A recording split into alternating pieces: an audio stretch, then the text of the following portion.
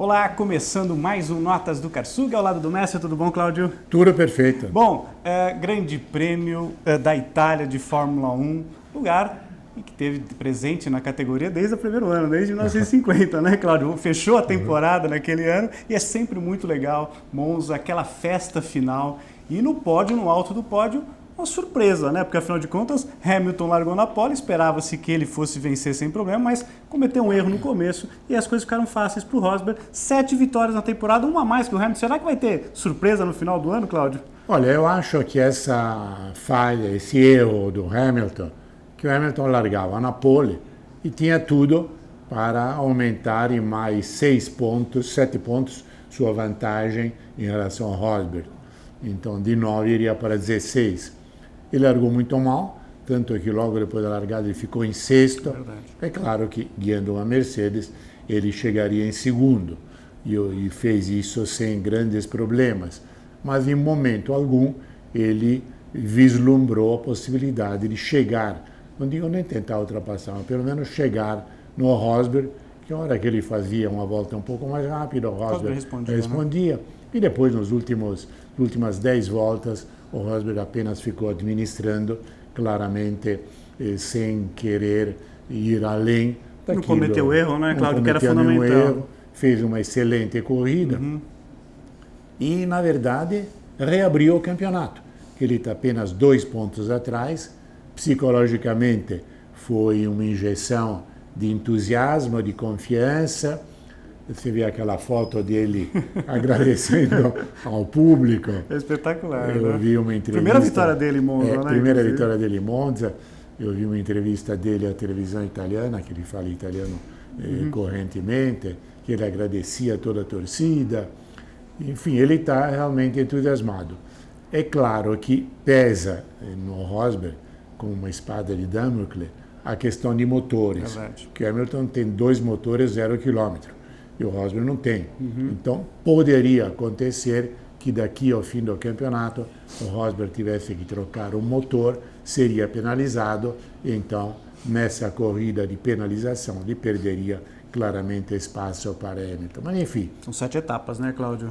Ainda tudo pode acontecer. Eu ainda acredito mais no Hamilton. Eu acho que o Hamilton é mais piloto do que o Rosberg. Mas ele também comete seus erros. Está dando sopa para o azar em alguns momentos. Exatamente. Parece que ele quer dar emoção para o final ao campeonato até o fim. Não sei se essa emoção para ele no frigir dos ovos será positiva. Acho que ele gosta de mata-mata, não de pontos corridos, né? É provável.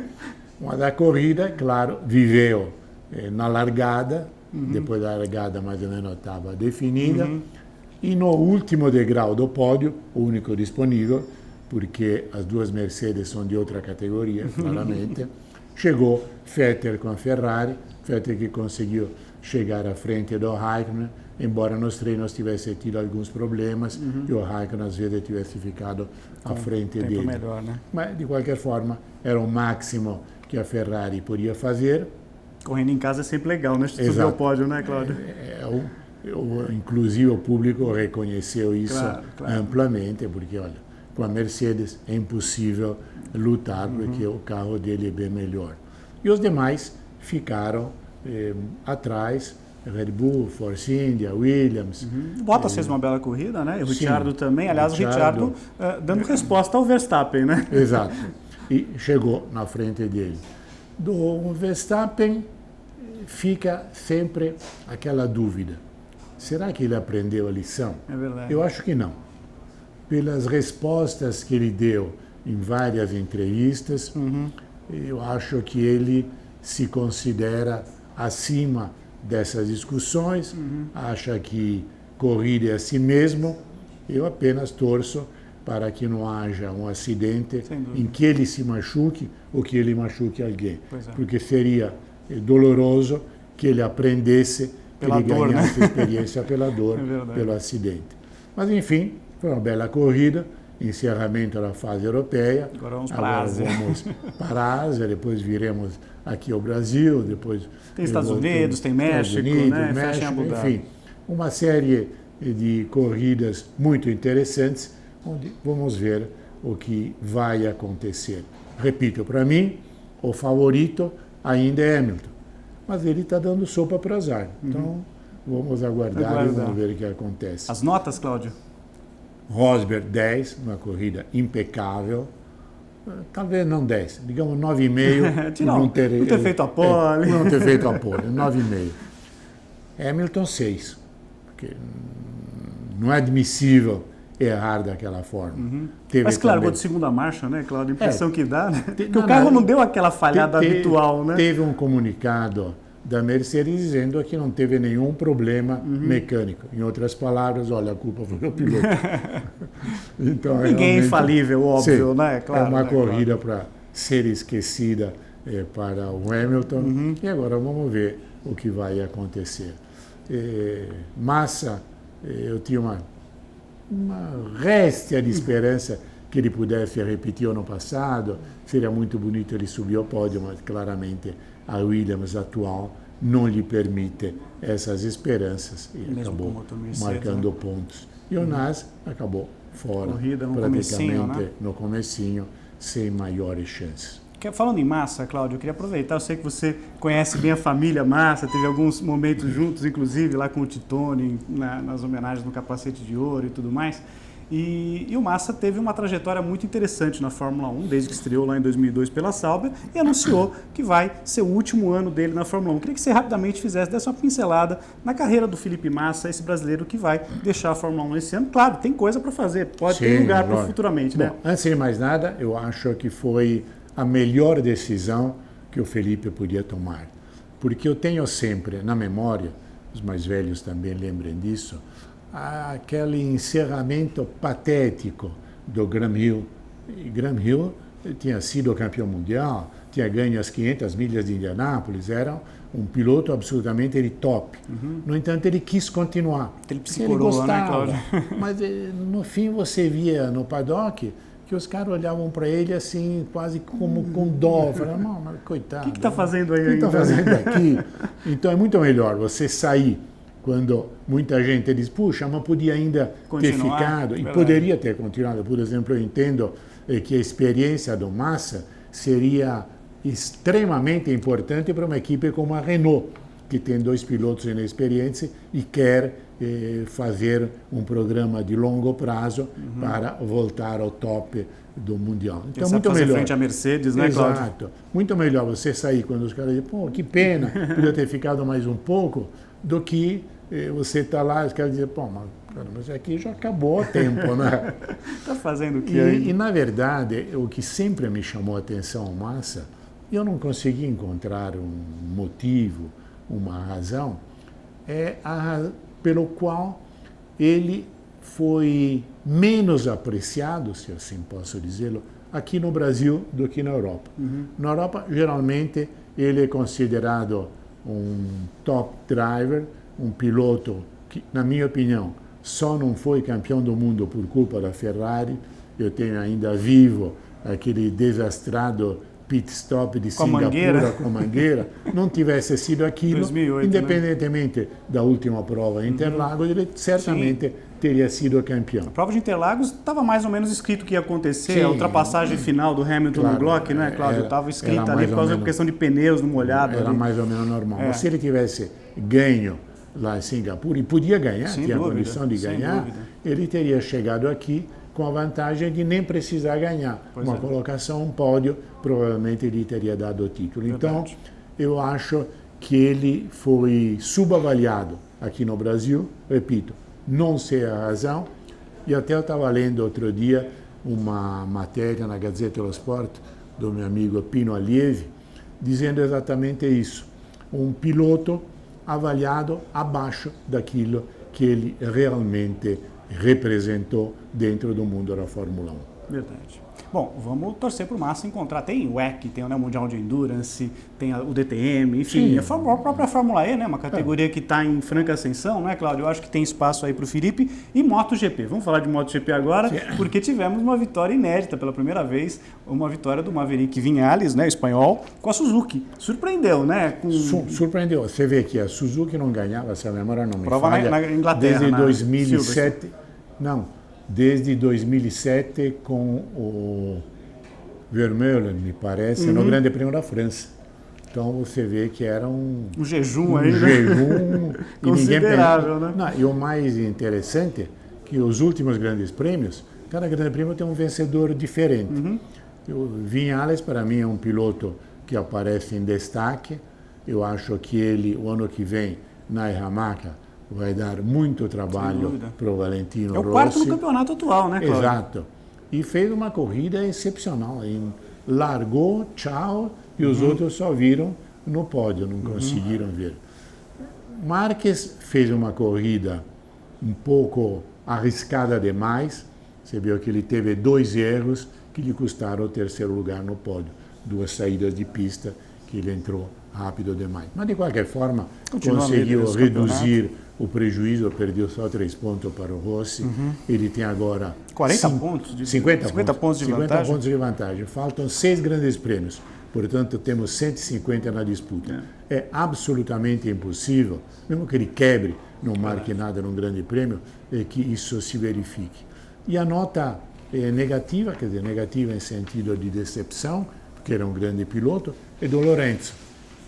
Mas claramente o Lorenzo em pista molhada, úmida, com cheiro de chuva. Lembra o Prost na Fórmula 1? No sábado lá em Silverstone estava molhado, tá? No fim mesmo, domingo, não choveu, ele não se encontra à vontade com a moto, chegou no obscuro 8º lugar, jamais brigando com as primeiras posições, e aliás eu tenho muita curiosidade de ver o que ele vai fazer ano que vem com a Ducati, porque ele foi contratado a peso de ouro para dar o título mundial à Ducati, e mandando embora o Iannone, que chuva ou não chuva, ele anda, até arrisca demais, ontem acabou caindo. Piloto arrojado, né? É um piloto extremamente arrojado, não sei como é que o Lorenzo vai se ver. E o Marques viaja de velas enfunadas rumo ao título, com absoluta tranquilidade. Agora, a MotoGP realmente é algo que apaixona, e há um detalhe também, que eu não sei por que a Fórmula 1 não copia. Eles te fornecem, no quadro da televisão, uma série de informações muito mais amplas, muito mais detalhadas, aceleração lateral, inclinação da moto, momento de início de freada, na volta, se ele está freando mais ou enfim, uma série de informações que, para quem gosta, quem tem um certo conhecimento, são extremamente úteis. A Fórmula 1 se sente podia... muito mais participativo, né? Exato, da etapa, você né? parece que está lá no dentro, box quase. Com fone de ouvido, radinho. Acho que a Fórmula 1 podia copiar alguma coisa disso e seria muito bem-vindo. Fórmula 1, fora os tempos de volta, etc., a preocupação parece só é o pit stop, né, Cláudio? Quem foi mais rápido no pit stop, né? Essa parece que é a grande preocupação atual da Fórmula 1, quem faz o pit stop mais rápido. Cercado no tempo que demora para a troca dos pneus, que no fim é insignificante, porque o importante é o tempo total que você perde. A desaceleração e a retomada, né, para a saída dos boxes. Exato, sem passar dos limites de velocidade. Mas enfim, cada qual tem as suas... Mas não custa pegar o que tem de legal na outra, né, Cláudio? Claro. Vamos torcer, né, para a Fórmula 1 dar uma modernizada. E ver as duas. É verdade, que vale a pena, né, porque as duas são muito bacanas. Bom, não tivemos pódio na Fórmula 1, mas tivemos pódio brasileiro no Mundial de Endurance, nas 6 horas do México, lá no circuito Hermanos Rodrigues, né? Que a gente outro dia você falou um pouquinho sobre os irmãos mexicanos, né? Que dão nome ao autódromo lá no México, 6 horas, na LMP1, vitória da Porsche, e o Mark Webber, né? Que é um dos pilotos da categoria, com o Porsche acabou vencendo, mas na LMP2, vitória do trio, onde está o Bruno Senna, e em terceiro lugar, outro brasileiro também no pódio, o Pipo Derani. O Bruno Senna lidera o campeonato na LMP2 e o Pipo Derani é o terceiro colocado. Vamos ter até o final do ano, até o final da temporada no WEC, possibilidade de ter um brasileiro campeão, né, Cláudio? Vou torcer para isso. E na Fórmula Indy, uma disputa interessante, mas o Scott Dixon acabou vencendo a etapa de Watkins Glen. Aliás, Watkins Glen é um nome histórico para o automobilismo brasileiro, porque foi lá onde o Emerson venceu a sua primeira corrida em 1970 e fez a última corrida dele também na Fórmula 1. Então, para o Brasil, acaba tendo um sabor especial. O Dixon venceu e também pode um brasileiro para o Hélio Castro Neves. O Pagenaud chegou em 7º e restando uma etapa para o final do campeonato. Ele é o favorito. Ele é o favorito absoluto, precisa de um 7º lugar, independente da classificação do Will Power, que é o segundo colocado no campeonato. falamos em vitória primeira na carreira do Viñales na MotoGP e também tivemos uma etapa muito movimentada, também com muita chuva lá em Tarumã da Fórmula Truck, e o Diogo Pachen que venceu pela primeira vez na categoria, mas a liderança do campeonato ainda é do Felipe Giafone, liderando a Fórmula Truck. Cláudio, o recado final de Kia, é isso? Vamos falar de Kia, www.kia.com.br. Entre no site da Kia, conheça a ampla gama de produtos que a Kia oferece para você, desde o compacto Picanto até a Gran Carnival, passando pelo Cerato, pela Kia Sportage, que aliás foi bastante renovada nesse ano 2016, não é, Cláudio? Eu acho que talvez seja um dos produtos dentre a gama Kia que mais chama atenção e que melhor conquistou sua fatia de mercado. É um carro que evoluiu bastante em relação às séries anteriores e que atende a um público mais variado, homens, mulheres, enfim, todo mundo encontra no Sportage aquilo que pode se esperar. E se você tiver alguma dúvida, faz um test drive e você vai sentir isso. É isso aí, reiterando o convite então, entre lá em www.kia.com.br, agende um test drive, se estiver em São Paulo, né, agora vamos ter proximamente o Salão do Automóvel, né? A oportunidade também de ver de perto os lançamentos dos carros da Kia. O Cláudio vai fazer uma pequena viagem agora para a Itália de férias. Nas duas próximas etapas a gente não vai falar aqui no Notas do Carro, mas voltamos do Grande Prêmio do Japão, exato, né, Cláudio? O Grande Prêmio do Japão, que é um grande prêmio, eu diria, histórico, por tudo aquilo que ele traz como lembrança. Suzuka. Positiva. E pensando negativa, também até em Fuji, né? No 76, exato, né, Cláudio? Exato. Então, esse Grande Prêmio do Japão, e na segunda-feira, dia 10 de outubro, vamos falar disso. É isso aí. Obrigado, Cláudio. Ótima viagem. Muito obrigado. Até o próximo Notas do Carro, pessoal. Tchau, tchau.